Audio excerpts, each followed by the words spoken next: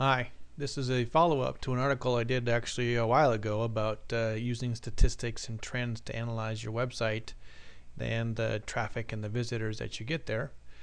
We're using ImpressCMS for this site. You'll notice I am logged in as the system administrator with access to the administrator area. But first we're going to go over to one of the tools you can use to analyze your site. That's Google Analytics. With just a few pieces of code, you can start tracking all sorts of information about visits to your site, how long they've been there, how many times they've been there, and all sorts of things that go along with that.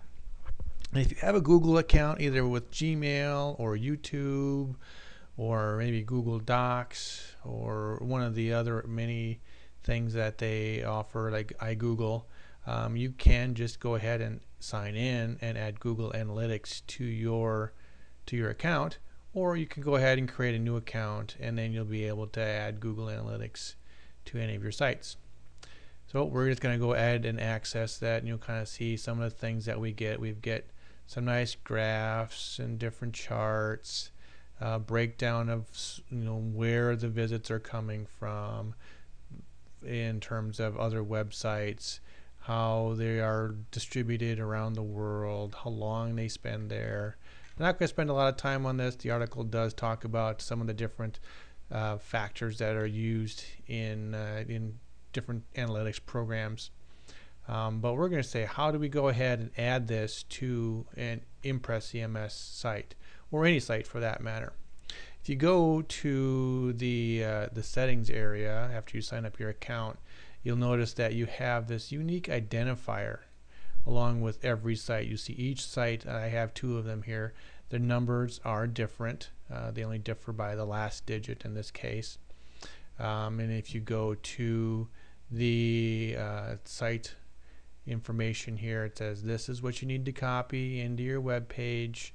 Actually, every web page that's going to be tracked, and then you put that on the page, and then it starts sending data back to Google, and then Google accumulates all that and it starts giving you the different reports and charts that we saw earlier.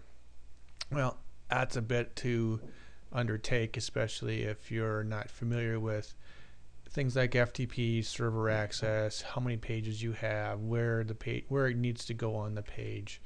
What ImpressCMS has done is made it just a simple little option that you can go ahead and add in your identifier. So we go to the administrator area, we go to preferences, we go to the meta and footer location, and then down here you'll see that we just need to enable Google Analytics. We need to put in our unique property ID right here.